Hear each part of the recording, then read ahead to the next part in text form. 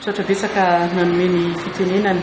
androany tokoa tegna tonga teto zany ny présidente ny Vasia isaky ny région izay miarahaba ary miararosoa ary vonina hiara-iasa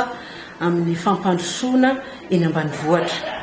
hampiova ny fari-piainana eny ambanivohitra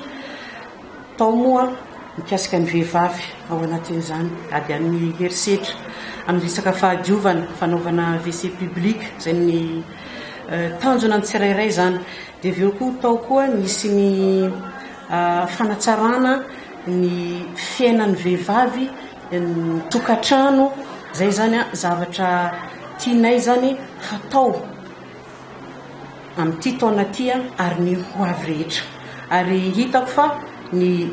vehivavy rehetrarehetra maromaro zany zay teo samby vonina hampandroso ary hiara-iasa amin'ny fitondrana ankehitriny ny Vasia moa araka ny tsy miditra politika ary zareo fa hampandroso ny fari-piainana ho tsaratsara kokoa isan-tokantrano zany mitanjona akandreny Vasia ary présidente rehetra isaky ny région dia mitovy hevitra hampandroso isaky ny faritra